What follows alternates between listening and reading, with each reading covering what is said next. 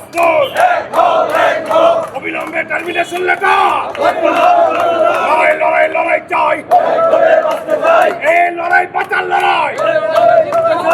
রাজধানীর ইস্কাটনে দৈনিক জনকণ্ঠ ভবনের সামনে অবস্থান কর্মসূচি পালন করেছেন পত্রিকাটির সাংবাদিক, কর্মকর্তা ও কর্মচারীরা।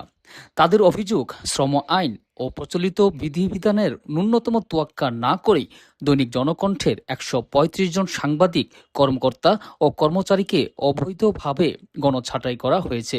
একই সঙ্গে ছাঁটাই হওয়া কর্মীদের উপর বিভিন্ন ধরনের হয়রানি অব্যাহত রয়েছে বলেও দাবি করেন তারা।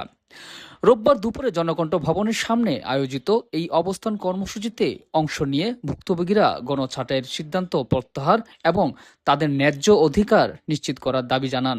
বক্তারা বলেন, দীর্ঘদিন ধরে প্রতিষ্ঠানটির উন্নয়ন ও সংবাদ পরিবেশনে অবদান রাখা কর্মীদের কোনো ধরনের আলোচনা বা আইনি প্রক্রিয়া অনুসরণ না করেই চাকরিচ্যুত করা হয়েছে, যা শ্রম আইন পরিপন্থী।